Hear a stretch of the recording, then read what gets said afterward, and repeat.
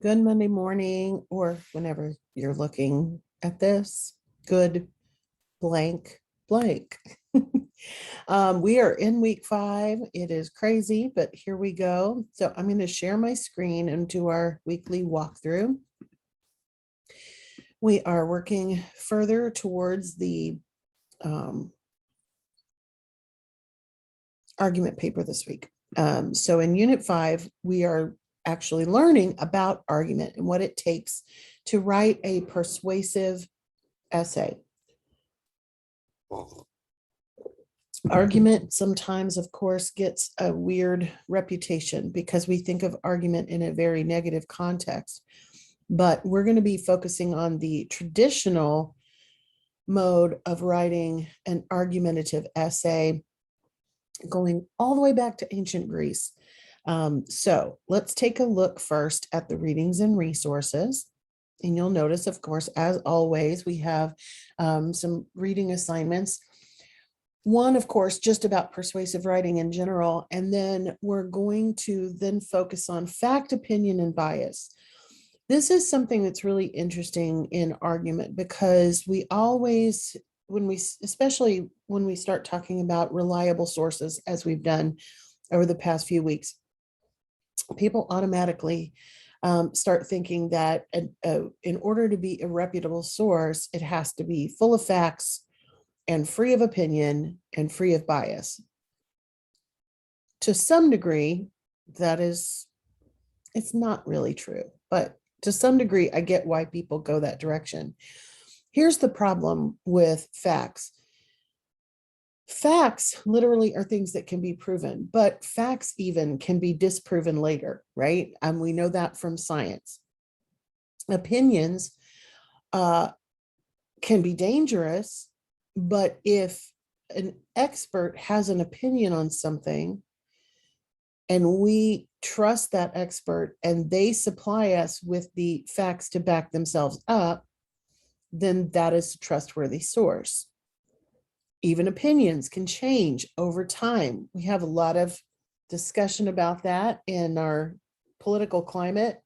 Oh, well, so-and-so flip-flopped because they used to believe this and now they believe this. But in reality, we do adapt, right? We change our opinions based on new information all the time. And the last one, of course, being bias. Anything that's produced by a human being is going to have bias. Bias is unavoidable. So when we talk about opinions and bias, we don't want to think about eliminating them. We just want to think about how do we navigate through opinion and bias to get the best picture of what it is that we're trying to get. So you'll read up on those things, and there's an activity as well. Then we have a sample introduction. Now, please, please, please keep in mind, this introduction to a potential argument paper is not about one of the possible topics for the argument paper. So kind of like last week when I use a different potential topic, it's because that way, nobody's doing your work for you. There's no temptation to copy this paragraph because your paper is not going to be on cyberbullying. But this is a good example of what you can do in an introductory paragraph because you're going to be working on those this week. All right, so let's go back to the unit and take a look at the assignments. Our discussion board this week is going to focus on fact versus opinion. And so the questions that you'll answer, what would you consider to be the biggest difference between a fact and an opinion? How would you use a fact in your writing? And how would you use an opinion in your writing? Because again, you will use people's opinions. Why do you think that people get confused about the difference between a fact and an opinion?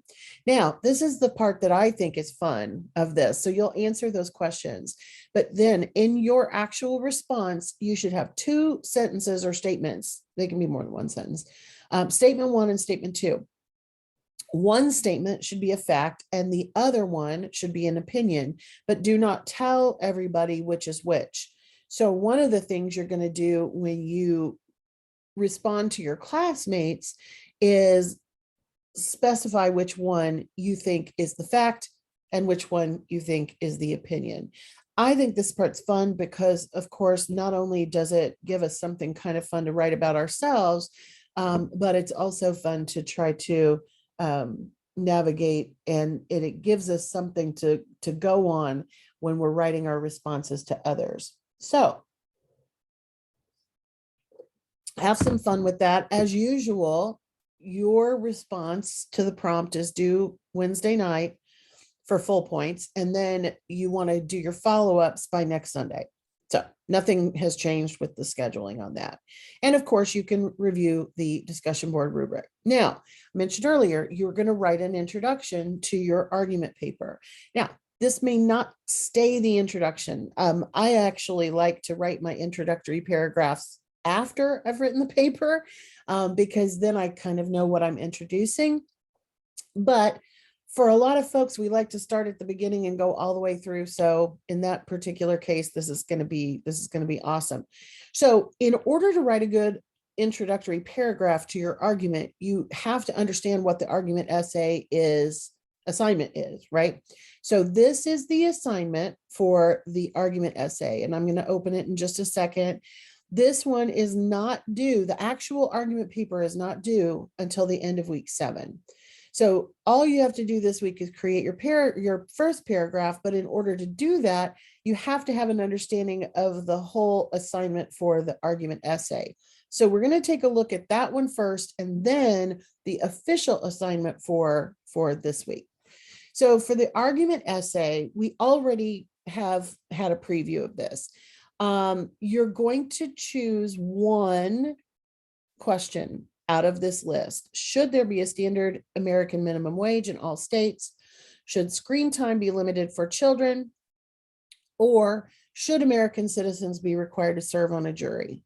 So you're going to write a full paper on one of those topics. And in order to write a good argument, you're going to write more about your position, but you are also going to cover the quote unquote other side. And you've already started that because of the pro-con paragraphs that you wrote in Unit 4. That was the point of that assignment, was to get yourself kind of going in the right direction. You will have to have at least 3 reliable academic sources for this assignment. Now, the good news is you should already have 2, because you located a pro and a con paragraph. So I would get more than 3. That's just a minimum. But the better your resources, the more resources you have, the easier it is to develop the essay. In the body paragraphs, you'll typically have at least one piece of evidence. So either quoted or paraphrased. Again, we've been practicing those things. And you should have at least one thing about the counter argument. It says here that you're not required to, but really it is a good part of argument. So be thinking about that. And then of course, you'll have a final paragraph as well. You should and can use the ideas from your pro-con paragraphs in your argument essay.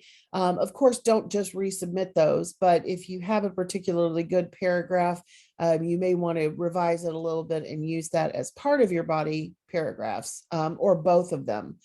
Argument essay in third person, we'll be talking way more about this next week, but this is the argument paper assignment. So let's go back and look at the official assignment for this week, which is just that introductory paragraph. All right, so here you have, again, here's the reminder of the 3 potential topics. And then this gives you a little bit more insight. I'm not going to read it to you, but give you a little bit more insight into what you should do in an introductory paragraph. There are also, by the way, some really good ideas that you can find online by Googling introduction ideas. There's some good suggestions out there.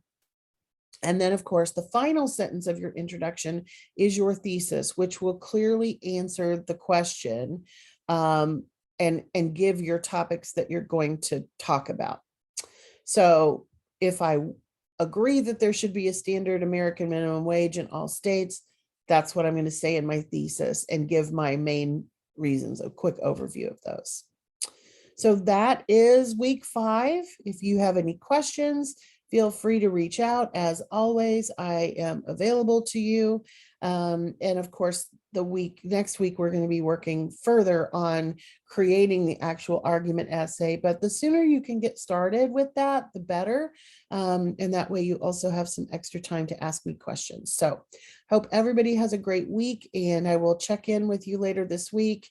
Feel free to send forth any questions, and I hope everybody has a great one.